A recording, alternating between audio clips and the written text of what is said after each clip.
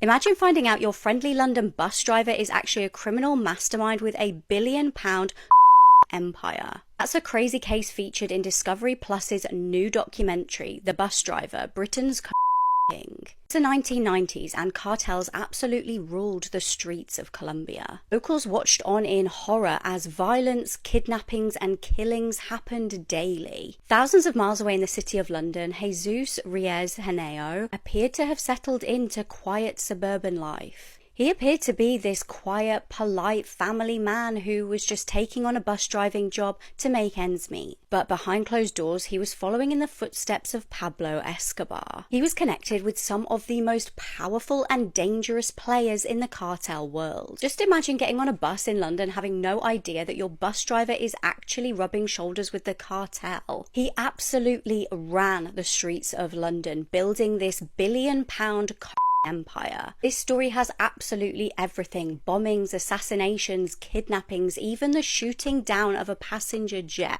With access to Jesus himself inside Colombia's notorious La Picota prison, and now just how he managed to mastermind drug shipments and evade capture for so long. How did he do it? How did he manage to hide in plain sight? And after 5 years, how did they actually manage to take him down? This documentary really is full of twists and never before seen footage. Stream The Bus Driver, Britain's King on Discovery Plus now.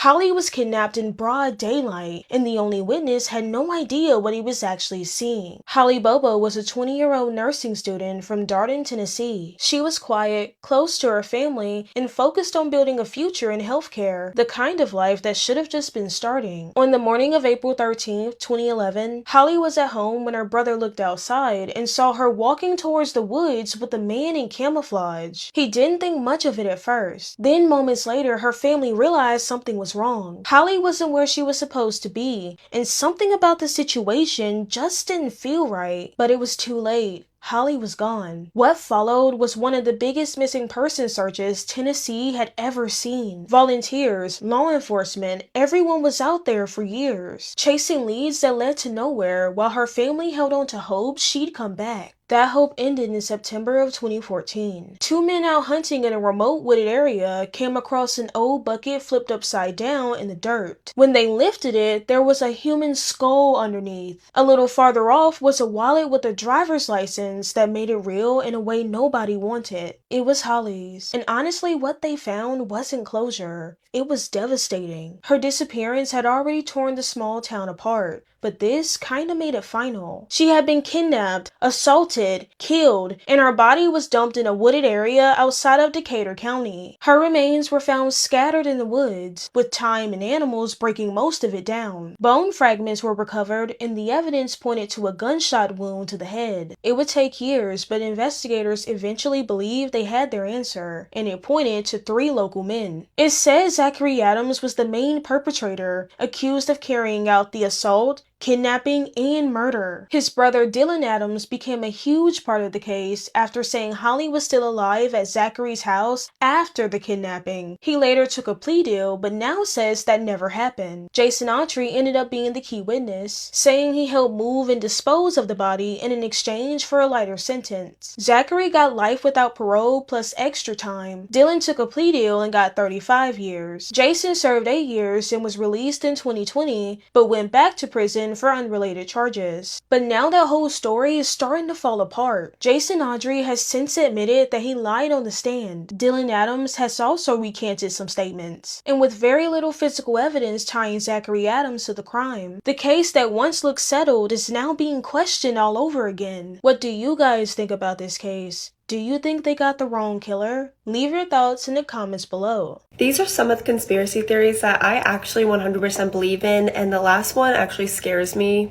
with how much I believe it. I'm not even sure if this is a conspiracy theory, but I actually do believe that people do have powers, like psychics and mediums. I do believe that some people do possess those powers. I don't think the people that can possess these powers are able to control them, so I do believe that a majority of the time they do have to lie to keep up with the public image. If you would be interested in me doing a video on true crime cases that have been solved by psychics, let me know. I also don't think Brittany Murphy or Natalie Wood's deaths happened the way that they said they did. And if you guys want a video on either of those, again, let me know, because both of those cases like keep me up at night. If I sound a little weird or my nose is a little red, I'm having like the worst cold right now, and honestly that's like another conspiracy theory, because why is everyone sick right now? This is a conspiracy theory I think I believe like the most out of like almost any conspiracy theory, and it's the one that actually scares me the most with how much I believe it. The chances are very likely that we're actually living in a simulation, and my thought process there is, if we believe with the way that technology has grown in the past 20 years, that it's possible that we would be able to create a simulation so lifelike that the people in it wouldn't even know, that it's possible that we're living in that currently. I used to waitress and bartend at this like high-end restaurant a little bit ago, and I swear like the exact same people would come in. I would have like a row of booths, and it would be like an old man with glasses and a baseball hat sitting across from his wife, who is like an old lady wearing like a red cardigan, but every booth would be that, and they would all order the same thing. If you think I sound dumb right now, then I probably do, because I'm not a scientist or a philosopher. But I think my first point stands that if you think a simulation like that could one day exist, then what's to say that we're not living in it right now? In the comments, let me know if I should go like more in depth on any of these, and what conspiracy theory you 100% believe. So the former NYPD detective started working with a forensic biologist that decided to test if Todd was actually in the lake for 3 weeks like police say. Together they placed pig carcasses, which is reportedly very similar to human bodies in terms of decomposition, into a pond for 3 weeks, dressed in clothing that resembled Todd's outfit. The carcasses collected aquatic insects within the first day, and by day 3, the insects had laid eggs. By day 21, the carcasses completely collapsed from the insect activity, and the clothes were covered in that slimy green film from the water. This test proved that it's extremely unlikely that Todd's body was in the lake for those 22 days. So they gave all of this information to the Michigan State Police in hopes they would reopen and reinvestigate the case, but nothing has really come of it. Kevin, Anthony, and Michael believe Todd is a possible victim of the smiley face killers. The smiley face killer is a theory, emphasis on theory, of an alleged network of serial killers that targets college-age men and dumps their bodies in nearby waterways. They then leave graffiti smiley faces at the death sites. This is controversial, but I figured I'd add this in because multiple people came forward and stated that they saw a smiley face spray painted onto a tree near where Todd's body was found. A card with a smiley face on it was also found on his grave. Todd's mom even believes that he could be a possible victim of the smiley face killers. But the Michigan State Police almost refused to look deeper into this case. They created a petition to reopen Todd's case with the permission of his mom, and it would mean the world to her if he would sign it and join the fight in getting Todd justice. The link is in my bio. How does a 7-year-old arrive at school one morning but then vanish before ever making it to class? At the time of 7-year-old Kyron Horman's disappearance, he lived full-time with his father, Kane. His mother, Desiree, was having some serious medical issues, so Desiree and Kane both decided it would just be better if he lived with his father. Kane and Desiree both remarried, and Kane remarried this woman named Terry, who would become Kyron's stepmother. Terry was a substitute teacher. She seemed like a fine enough lady, so Terry and Kane had a child of their own, a little girl. But after the birth of their daughter, Terry was not acting the same. She supposedly had postpartum depression, had a short temper, and was drinking more often. On the morning of June 4th, 2010, second grader Kyron had a school science fair before classes started. So all the children were supposed to put like their book bags and their jackets in their classrooms, then go down to the science fair to show off all their projects. And Kyron was 100% at the science fair that morning. Many people saw him. His stepmother Terry took him and took this famous photo of him in front of his project.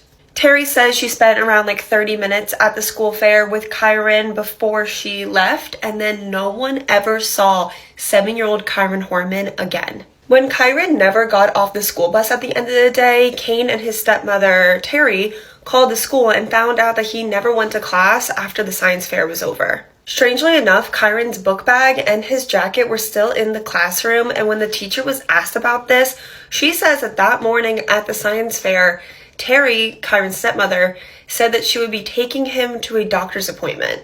Terry says that the teacher misunderstood what she was saying, and she was actually telling her that Kyron had a doctor's appointment like next week. But there was a handful of eyewitnesses that says that they saw Kyron leave the school with his stepmother, Terry. A huge search for Kyron was done, actually the largest in Oregon history, and either they found nothing or just didn't release to the public if they did find anything. Polygraph tests were given to both of Kyron's parents and both of his step-parents, and everyone passed but Terry. Not only that, she failed 2 polygraph tests and then walked out of the 3rd one. Now, this is where this case starts to get really nuts. Like right after Kyron disappeared, a landscaper that Terry hired came forward and said that she tried to hire him to unalive her husband Kane. You know, like Kyron's father. It could never be proven if this actually happened, but it was enough to get Kane to file for divorce, get a restraining order, and full custody of their daughter. Now I need to tell you guys about Terry's friend Dee Dee. Dee Dee was a friend of Kyron's stepmother, Terry. Apparently, she wasn't that great of a person, like allegedly, and she would give Terry like a lot of bad advice. On the morning of Kyron's disappearance, Dee Dee left work out of nowhere from the hours of 11:30 a.m. to around 1 p.m. And when questioned, Dee Dee pled the 5th to all 140 plus questions that they asked her. Really only one theory in this case, and that's that Kyron's stepmother Terry had something to do with whatever happened to him. Allegedly, Terry told friends that she hated Kyron and she blamed all her marital problems with Kane on Kyron. So I think it's very possible that she only brought him to the science fair that morning to give herself some kind of alibi. This year is going to be 14 years since Kyron Horman disappeared, and it's still not solved and they've never found him, and that's really because there's no physical evidence in this case about what happened to him. There are new investigators that are trying to seek new leads in this case, so hopefully we start to get the ball moving again shortly. I really do feel for both of Kyron's parents in this case. I'm sure it's really hard for both of them with the guilt. I mean, Kane is the one that brought Terry into his life, and if it wasn't for Desiree having these medical issues, he probably wouldn't have been living with Terry in the first place. Very quickly at the end of this video, I want to bring awareness to another case I covered earlier this week that reminds me a lot of Kyron's disappearance. A little girl, her name was Alexis Patterson. She was a little African-American girl, the same age as Kyron, and honestly really similar circumstances, where she was last seen with a step-parent going to school and vanished. The difference here is Kyron had the biggest search in Oregon history, and there was like no media coverage in Alexis Patterson's case. It's actually my least viewed true crime video so far on TikTok, but has my highest watch time of any video I've posted, which don't know what the math is there, but if you haven't looked at my video on missing Alexis Patterson, please go check it out after watching this video.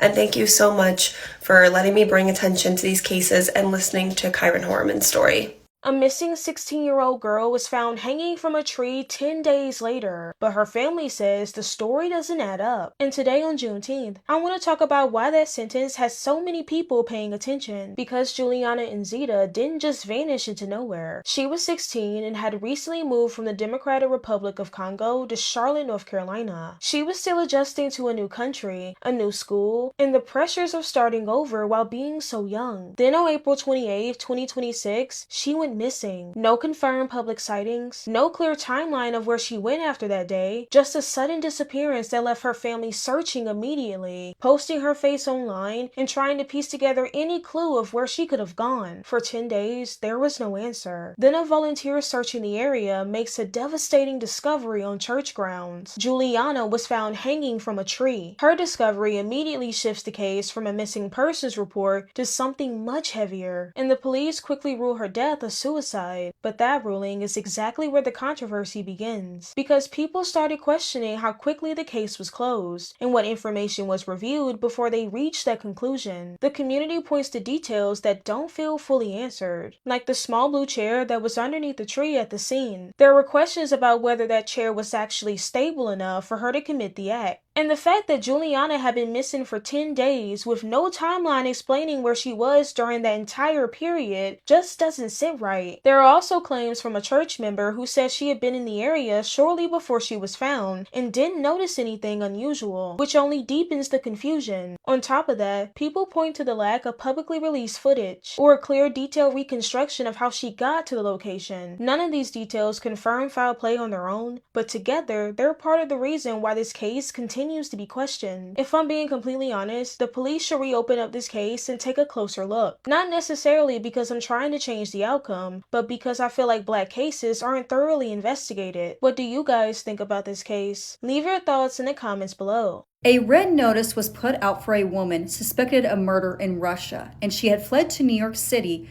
where she was committing even more crimes. Now, this story is absolutely insane, and this woman is one of the most dangerous women you will ever hear about.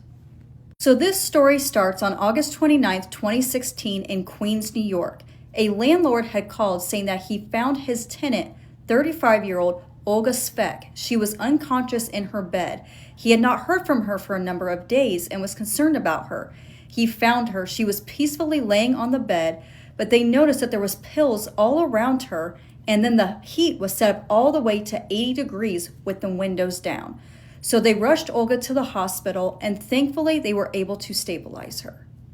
So they did a talk screen on Olga, and everything came back negative. She does not remember what happened, and she said there was no way she tried to take her own life. Now, Olga is originally from Ukraine, and she was a travel agent over there. But soon the war started to happen, so she came to New York and decided to have a better life here, and she became a cosmetologist here. So Olga was discharged from the hospital, but she was still pretty sick. She wasn't able to walk or talk very well. And so soon her sister, Irina, came to check on her. So she's searching her apartment to see if anything is missing. So Olga's passport is missing, her work papers are missing, her jewelry, money, and also her perfume was missing. Now Olga's memory was slowly starting to come back, and she remembered she had one of her clients come over. Her name is Victoria. Apparently she said she was about to go to Mexico and she really needed her lashes redone. Now this was Olga's day off, and she normally doesn't take clients at home, but she figured she's one of my regulars, I'll do this for her. So she came over, did her lashes, and then she offered her a piece of cheesecake for doing this for her. And as soon as she ate that cheesecake, she felt very sick. So she ended up going to her bedroom, she felt dizzy, she felt nauseated, and she ended up throwing up. And then Victoria was helping her clean up, and that's the last time Olga remembers anything. So Olga was able to go back to work within a few weeks, and she was talking to one of her clients because they were curious on why she was gone. She said she was sick and someone tried to poison her, and she said, "I was just talking with someone I know. This man named Ruben was on a date with a woman, and as soon as he had dinner with her, he became violently ill and was admitted to the hospital. Is this possible this is the same person?" So Olga and Ruben start talking, and he says that the woman that he met, her name was Anna, but showed this picture of Anna to Olga, and it's in fact Victoria. So he said he met her on a Russian website in 2016. She offered to cook dinner for him for their first date at her apartment. So he brings wine over and goes into her apartment and notices that the apartment is like completely empty. She says, "Oh, my roommate just moved out." So she made fish, and as soon as he ate 2 bites of that fish and a drink of wine, he completely does not remember anything after that.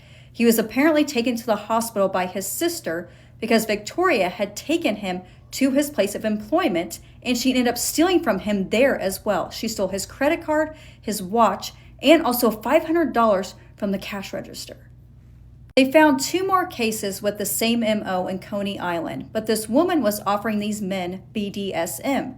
So there's probably more victims out there, but they are afraid to come forward because they are embarrassed that they are involved in BDSM. So they finally know Victoria's last name is Victoria Nazarova. She is originally from Russia. She's 41 years old and is here in the United States on a visa.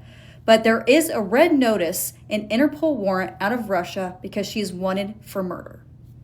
So this is Alla Alasinko. Victoria ended up moving next door to her in Russia and developed a friendship with her.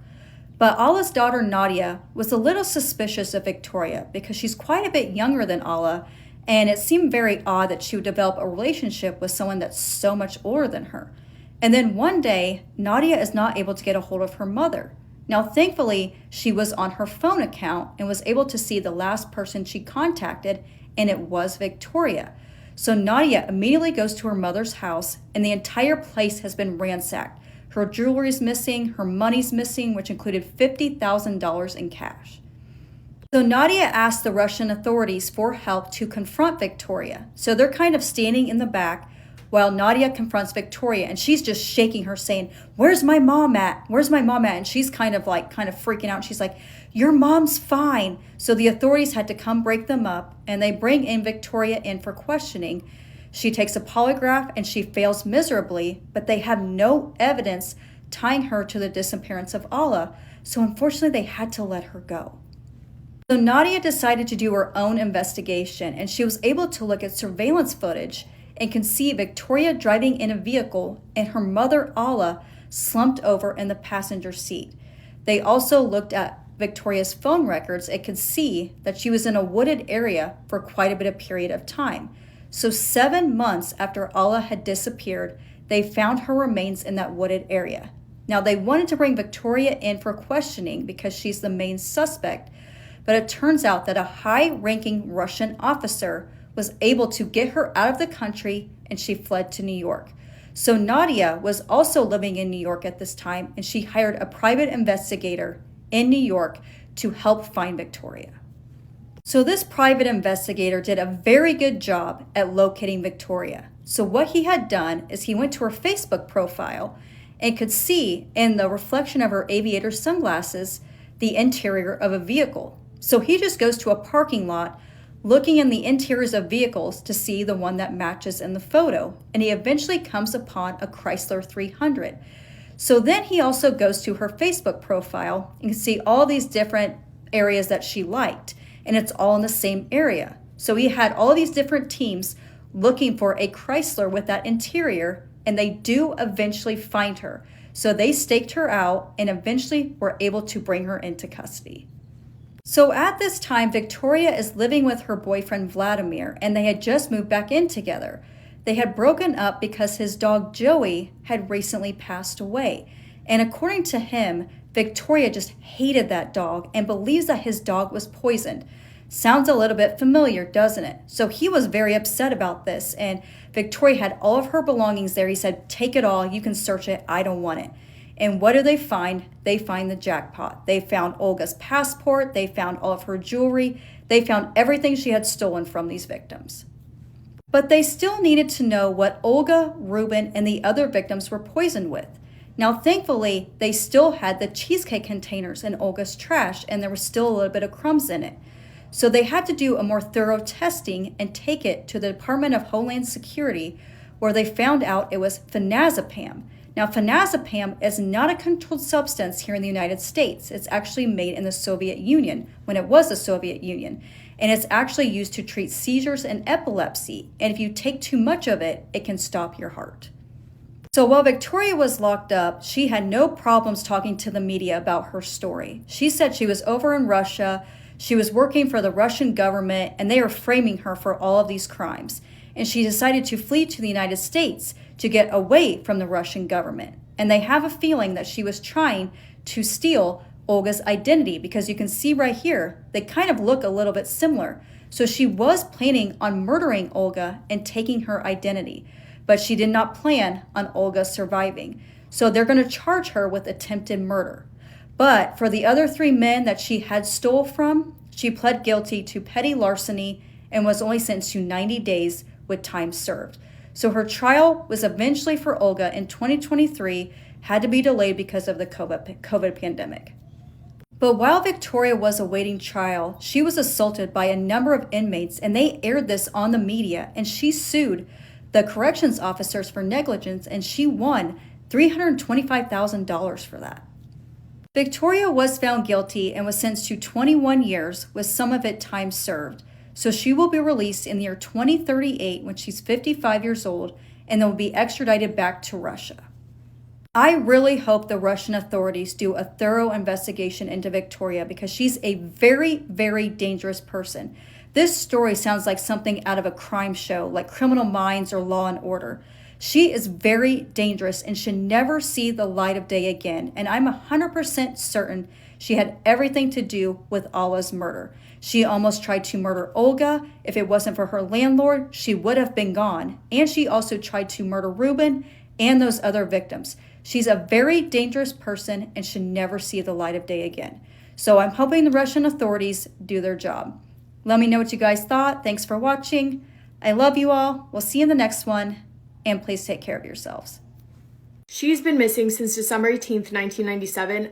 still hasn't been found. We have no answers. I was tagged in this TikTok hundreds of times. I went to go research it, hoping that I could find some answers, that maybe there had been some kind of progression. Nothing. Zero. Which is unbelievable to me, but let's get into it. My usual warning, this video does involve a 10-year-old child. If you think that listening to this video is going to harm your mental health in any way, please skip this video and I will see you in my next one. Take care of yourselves. I mean it. Love you. 10-year-old Amber Renee Parker was one of 8 children. She was a baby. Amber's parents, Robert and Bonnie, were divorced and she lived with her mother in Oklahoma City. Amber was in the 4th grade. She was very artistic. She loved to spray paint. She loved animals, and one of her favorite hobbies was riding her bike. Amber was really close to her dad. They often worked on cars together, and she was also really close to her mom, Bonnie. It sounds like the two of them were pretty much best friends. Thursday, December 18th of 1997 was just a regular day. Amber went to school. She got home afterwards and decided that she was going to take her bike and ride over to her friend's house, as she did very often. This was around 3 p.m. Her friend only lived a 10-minute bike ride away. Amber told her mom, Bonnie, that she was going to go, and Bonnie just said, "Fine, have fun, be back before sunset." Around 5:45 p.m., Amber calls her mom, Bonnie. She told her she lost track of time. She was apologizing and told her that she was now leaving her friend's house and would be home soon. Great. Bonnie expected her to be back home by 6 p.m., but 6 p.m. came and went. 15 minutes passed and then 15 more. And by 6:30 p.m., Amber was still not home. 10-year-old Amber was really scared of the dark, and her mom, Bonnie, knew that. When she didn't make it home, Bonnie got in her car. She started driving around looking for Amber, didn't find her. She went home. She called the friend that Amber was last seen with, who confirmed that Amber got on her bike right after she called her mom and went straight home. But as we know, she didn't make it home. Bonnie was calling around desperately, hoping that someone saw Amber somewhere, but when she realized that no one had at 7:20 p.m., she called 911 and reported her 10-year-old daughter missing. Oklahoma police officers were on this case quickly. It also didn't take the FBI long to get involved. Meanwhile, friends and family and people of the community were doing what they could to help the investigation move along. They were passing out posters, flyers, etc., asking people if anyone had seen anything suspicious. Everyone had the same common goal, finding Amber, and they were doing everything in their power to do so. The very next day at 10:37 a.m., Amber's bike was found in perfect condition, leaning up against a tree blocks away from both her house and her friend's house. On December 20th, the day after that, Amber's shoes were found. One shoe was found 20 blocks away from her house and 13 miles away from where her bike had been found. The second shoe was found around the same general area. When authorities began to walk around searching for more clues, one of the shoes had a tiny little speck of blood on it, but it was such a small amount that it couldn't even be taken for testing. And remember, again, this was in 1997. After the shoes, a sock that looked like it could have belonged to Amber was also found, and then a beige sweater in some bushes. That sweater was matching what her mother described Amber was last seen wearing. That sweater looked to have a mixture of vomit and semen in it. Police were never able to recover Amber's other sock, her pants, or her undergarment. Finding Amber's clothing basically scattered around the same general area but blocks apart from each other was very, very strange and also very concerning, because finding those pieces of clothing wasn't answering any questions. In fact, it was leaving investigators and Amber's family with even more questions. Christmas came and went. The search for Amber continued, but she was never found. And here's where now things start to make me feel a little uneasy. The day before Amber went missing, she confided in her mom, and she told her that she was afraid of Amber's older sister's ex-boyfriend, 24-year-old Daniel Smith. Now let's talk about who this Daniel guy is. Daniel and one of Amber's older sisters, Debbie, had been together for a while, so much so that they had a common law marriage, and they also shared a daughter together. But from my findings, their relationship was everything but ideal. It was toxic, unstable, rocky, bad overall. Daniel had a rough upbringing. He grew up in foster homes throughout his childhood. In his young and teenage years, he was introduced to substances and grew up to have a bad history of substance use. He also had a criminal past. At the time of Amber's disappearance, he had been serving a 5-year deferred sentence for kidnapping a woman in a nightclub in 1995. He was first charged with robbery because apparently he was trying to steal the woman's car, stole her car keys, but then it was changed to kidnapping. So Amber's disappearance happened in 1997. In November of 1996 was when Daniel was given the 5-year deferred sentence. A deferred sentence, correct me if I'm wrong, is when his actual sentence is kind of put on pause until the person has completed certain things. So from my understanding, he was more so on probation, and the court was giving him a chance to behave outside of prison by staying out of order and reporting to his parole officer before actually being convicted. Does that make sense? So that was Amber's older sister's ex-boyfriend, and Amber had made it clear to her mom and her father that for whatever reason she was afraid of him. Amber told her mom the day before she went missing that she was scared that Daniel would take her away from her home and force her in his truck. May I remind you, this little girl with this big fear is 10 years old. 10 years old. And well, back to the investigation. When Amber's beige sweater was found after her disappearance, there were blue fibers found on it. Daniel Smith drove a car with a blue interior. Also very important to note that Daniel was at Amber's house December 18th when Amber called her mom around 5:45 p.m. to let her know that she was leaving her friend's house going back home. So Daniel heard that phone call, and immediately after, Amber when her mom hung up the call, Daniel left the house. He got in his car and left, driving in the direction of where Amber would be coming from. So that begs the question, was him leaving the house exactly when he heard that Amber was on her way home?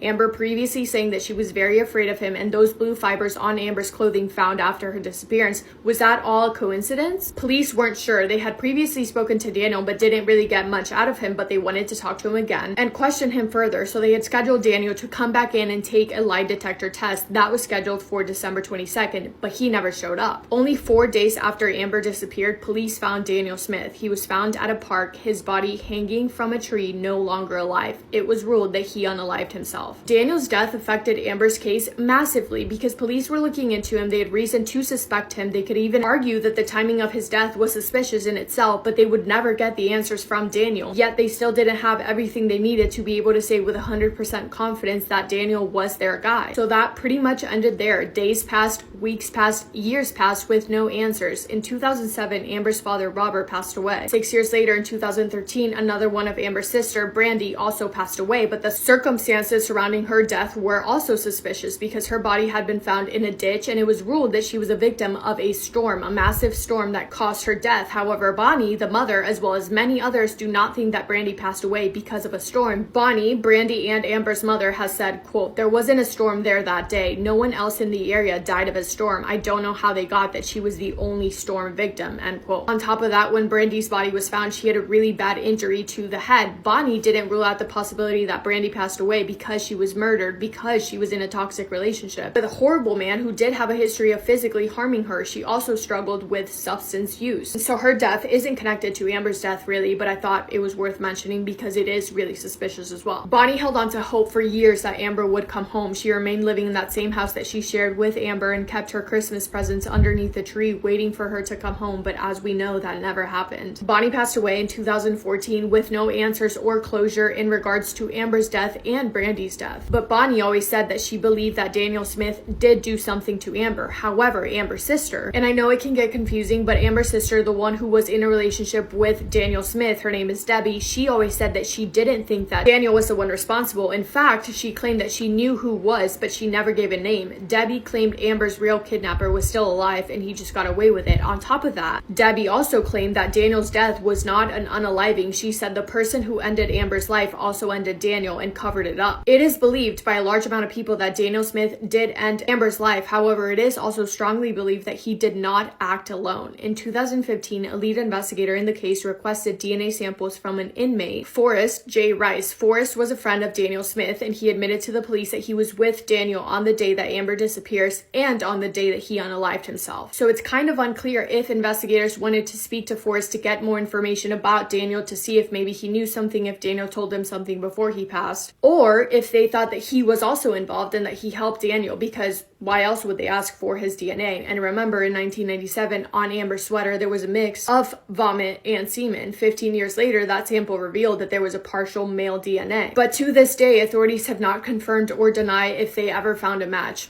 We have zero answers. And it is impossible for me to believe that there are zero answers. It is possible for me to believe that someone who knew information passed away, so we will never know. But in my opinion, just not knowing isn't an option. Because what do you mean? Somebody knows. This is a picture, an age-progressed picture of what Amber would look like today. She would be 37 years old, and remember, her body still hasn't been found. So it is really believed that she is no longer alive, but there's also the chance that she is, because she has never been found. That's all I have for today. Thank you guys for spending time with me today. Let me know what your thoughts are on this case, because I am very curious, but that is all from me today. I hope you guys are all having the best day. If not, go do something to make it the best day. Make somebody happy, and I will see you in my next video. Massive kiss on the forehead to every single one of you. If you're seeing this, it means I haven't got scared and deleted it yet. Get ready with me while I tell you my own personal true crime story. Obviously, this is very daunting for me to tell this story to 1.1 million of you, so please do be kind in the comments. I know that some of this is very flawed logic, but bear in mind this all happened when I was about 18. There is a crazy twist at the end of this case. I almost can't believe that this is my own life that I'm talking about. I'll obviously keep individuals and company names anonymous for obvious reasons. Okay, so for this case, we're going to be rewinding to one of my first ever jobs. I'm actually a bit shaky, you know, doing this. We're going to be rewinding to one of my first ever jobs. So bear in mind, I was like 18 and I've always been told that I look young for my age. So when I was 18, I looked probably about 16, 15, 16. I worked on reception for a company, and bear in mind this was one of my first jobs, so I feel like I was definitely like way more of a people pleaser back then. In my mind, I really had to be super nice to every single customer,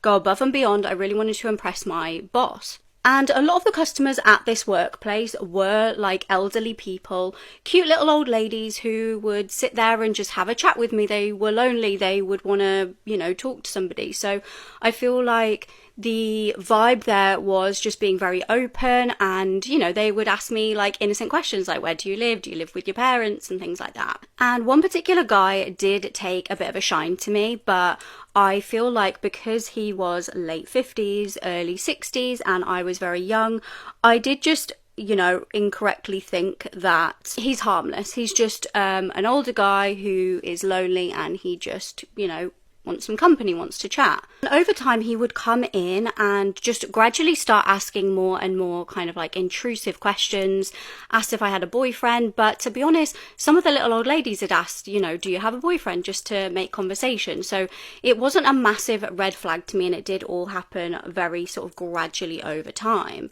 And it got to the point where he would like come in and wait in the queue, and there was multiple receptionists, so you could basically, you know, get served by any of the receptionists, I guess, but he would like specifically stand in line, and then when he got to the front of the line, if I was still with a different customer, he would say, no, like, I want to wait for Charlotte. And it made me feel pretty uncomfortable at this point. I think the theme here is I was constantly feeling like I didn't want to be rude, but girls, you can always just, you know, decline to serve somebody. You can say, I'm busy with another customer. Like, you don't always have to be so overly concerned about being rude. And he would chat to me about his job without obviously revealing any like specifics. He had this job where he would make items, I suppose, for want of a better word. And he came in the one day and said that he had made an item and called it Little Charlotte after me, which was a massive red flag. And this was a small gift that would have been easily transportable to my workplace. He said that he wanted to give me this gift to keep, and I would have to go over to his after work to pick it up, which I definitely didn't need to do, because like I said, it was small enough for him to just bring to my work. He obviously just wanted to lure me there. Thinking back now, I so should have just said, no, I'm not coming over to your house, obviously. But I feel like because I was young, I was just thinking of excuses and kept putting it off and off. And obviously I never went to his house, but I was just thinking, make excuses, you don't want to offend this guy. Meanwhile, he started bringing like his fancy cars in. He had, you know, like a Rolls Royce. He would bring his Rolls Royce and park it outside and just like stare at me through the back window, which was obviously very unsettling. But the other members of staff kind of just laughed it off, and so did I at this point, because I was just thinking, he's just a strange old man. Fast forward now to me leaving this job. This all rumbled on for about a year. Like I said, it was very, very gradual. And I decided to get a new job, and I made sure not to mention to him whenever he would come in, because he was coming in more and more regularly. I did not mention that I was leaving at all. But as luck would have it, my colleagues were obviously lovely, and on my last day they did put up like balloons and things for me, just to, you know, make a bit of a fuss of me leaving. And lo and behold, who would turn up on my last day with the big bloody leaving signs? It was him. And he seemed really, really put out that I hadn't told him. And obviously me being a people pleaser back then, I felt really bad. Like, I thought that I'd done something wrong. And he was quite blunt and annoyed, and he asked for my phone number in order to arrange giving me that gift that he kept going on and on about. And I felt really under pressure and on the spot then to give him my number, but I didn't. I came up with an excuse and I said, we're not allowed to give our phone numbers out. And he just looked so furious. So I ended up just feeling like, okay, I've got to kind of give a compromise here. So I said, you can have my email though. He also then just came out with it and asked me, oh my God, I've just spilled that everywhere. He asked me where my new job was. And because, like I said, I'd been kind of chatting to all of the other customers in the waiting room about my new new job because of my leaving balloons, I did just feel like I had to say. I couldn't exactly be like, I'm not telling you. So I did just say the general kind of like place that I was going to be working at, which was a very large place. It's not like a small workplace. At that point he says, oh yeah, I know them there. I know so-and-so who works there who's quite high up.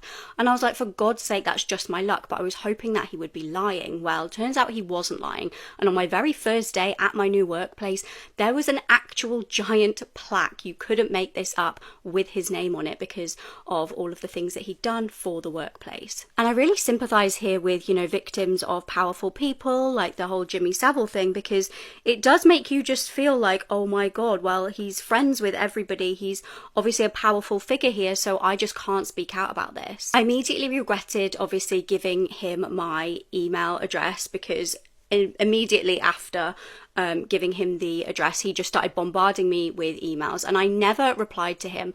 But what he would do was he would message me as if I was replying, or as if he was watching me in some way. He'd say things like, really great to see how good you're doing at your new work, like as if he was watching me. And the emails started getting creepier and creepier, and people have asked me before, why didn't I just block the email? But to be honest, I kind of wanted to have the comfort of at least knowing what he was saying, because that would have been scarier for me not knowing. And the most disgusting email was one where he expressed a fantasy to me, and it was at this point that it just had gone too far. He went from being creepy and being like watching me almost, to expressing some really disgusting things in those emails. It makes me sick to say, but I'll try and censor it in the best way that I can. But he basically said that he had a fantasy that I was his young daughter and he wanted to do X, Y, and Z. Basically, it starts with an in and ends in a cest. I ended up breaking down to one of my colleagues and just telling her everything. And she read the emails and she was like, you need to take this to the police station right now. Like, you need to ring them ASAP. So I printed them all off and I went to my appointment and I showed the policewoman in our interview room the emails, and she was like stunned. She was so... her face was crazy, and I was thinking, you're a police officer, surely like you see much worse than this all the time. She even called another police officer into the room to have a look at these emails, and I'm thinking, am I missing something here? Because yeah, they're gross, but like, you're police officers. Anyway, she said, we're going to deal with this straight away. We're going to go around there tonight to his house. So I just thought, okay, bit extreme, but cool, you're gonna resolve it, so I'm happy. He did have a partner, by the way, so I always wonder how that whole thing went down. Like, was his partner there when he had the knock on the door from the police? And that was that for several months. I feel like the emails did stop. I didn't hear anything again, and honestly, I thought that was going to be the last of it. It was months later when I found out just why those police officers were so shocked. Bear in mind, I did say before, obviously, that the guy was kind of a big deal at my new workplace. It was almost like people knew him, and he would come up in conversation a couple of times, but nothing ever that I felt like I needed to say anything. Then a random colleague mentioned him in one of the meetings that we had and talked about how before he was retired, he was a police officer. Have any of you heard about the copycat Zodiac killer? So the original Zodiac killer, it happened in the late 60s. We still have no idea to this day who this person is that ended up murdering 5 people. But in the 90s, there was a copycat Zodiac killer, and it would take 6 years for the investigators to catch this person. And the only reason why they were caught is because they ended up shooting their sister in the buttocks. So in March of 1990, a man named Mario was walking home from his restaurant job in Brooklyn when someone came up behind him and shot him in the back. Now, thankfully, he did survive his attack, but was unable to give a description of the suspect. Then a few weeks later, another man named Jermaine was shot in the back, and he survived as well. He still couldn't give a description of the suspect as well. But they were both hit with a 9mm, and these casings had no grooves on them. 2 months later in Queens, 78-year-old Joe Perche was entering his apartment when he was shot. He was immediately rushed to the hospital, but unfortunately passed away. Now, next to Joe, they had found a note from the killer saying that he's going to have 12 victims, one for each of the astrological zodiac signs. The next day, the New York Post gets a similar note, and this person is claiming to be the Zodiac, and they are responsible for all 3 shootings. but the first 2 victims were supposed to pass away, and he's going to murder one person for each zodiac sign. So Mario is a Scorpio, Jermaine is a Gemini, and Joe is a Taurus. Now apparently the zodiac had sent a note to the police 3 months earlier, but the police dismissed it and just thought it was a joke.